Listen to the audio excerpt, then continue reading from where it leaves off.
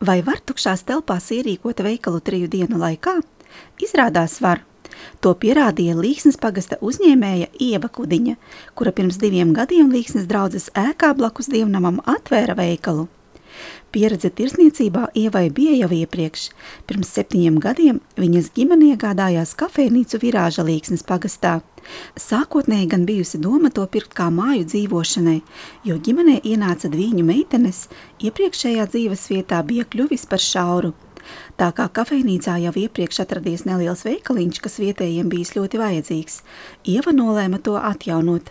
Tad arī dzima Ievas ģimenes uzņēmums Sija Jumonte IT un uzsākta ģimenei jauna uzņēmēja darbības joma mazumtirdzniecība. Pamazām sāka piepildīties arī kafejnīcas banketu zāle, kur tiek klāti galdi dažādiem pasākumiem. Pirms 2 gadiem Līksnes draudzes prāvests Jānis Kolns uzrunāja Ievu atvērt vēl vienu veikalu draudzei piederošā ēkā blakus dievnamam, kur iepriekšējais uzņēmējs bija izbeidzis savu darbību. Prāvests mums piedāvāja, es domāju, droši vien kā vietējam uzņēmējam, tā kā atbalstot vietējo, viņš man piedāvāja, vai es nevēlētos atvērt veikalu šeit, un es domāju, tāds interesants izaicinājums, kāpēc gan nē? Tad mēs to arī izdarījām.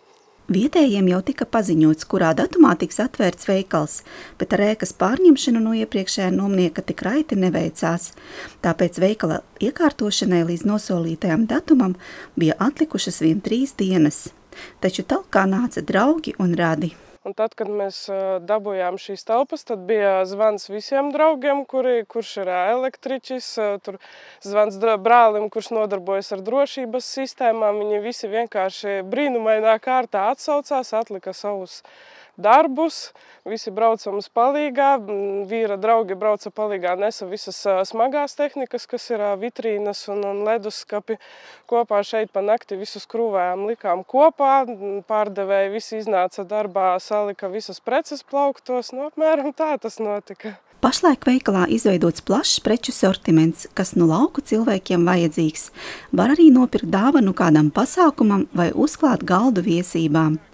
Ieva plāno ar laiku piedāvāt pircējiem arī vietējo mājražotāju produkciju un labprāt uzklausīs ikvienu piedāvājumu. Tā kā vasarā Līksnu apmeklē daudz turistu, kas iegriežas arī dievnamā un veikalā, Ievai ir ideja te izvietot stendu ar novada turisma bukletiem. Jāteic, ka 2 gadu laikā veikala ēka pamazām mainās arī vizuāli. 23. gadā ar Augšdaugavas novada finansiālu atbalstu un arī draudzes iesaisti tika sākt mainīts jumts šim veikalam.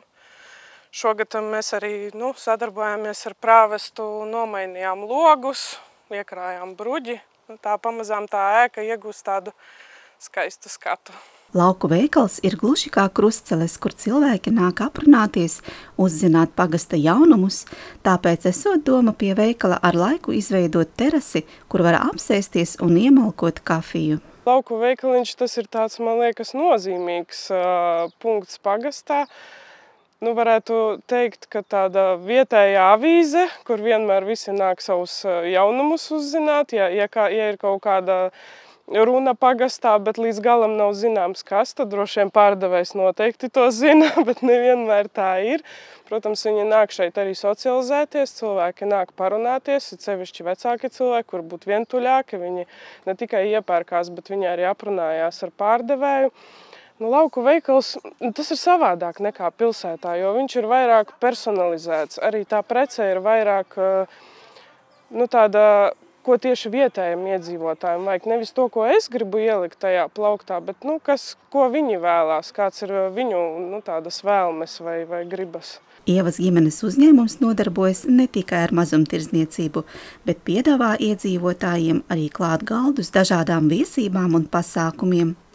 Gatavošanas prasmes Ieva apguvusi strādājot savulaik restorānā par pavāri. Tā bija brīnišķīga pieredze, kas nodara šodien, kad es varu palīdzēt pavāram gan sastādīt ēdienkarti, es zinu, kā visam jābūt, kā jāizskatās, un tāpēc varbūt arī ir drusku vieglāk, ka tas nav tā, ka es esmu iesviesta svešā sfērā un es neko par to nezinu. Ieva gan atzīst, ka galdu klāšana tomēr esot vaļasprieks, nevis ģimenes uzņēmuma pamatnodarbošanās. Tas ir tāds patīkams hobijs, ka tu redzi to darba rezultātu, ka cilvēki ir priecīgi, ka tu ir skaisti uzklāts galds, ka tie ir svētki, un tas dod tādu gandarījumu ļoti.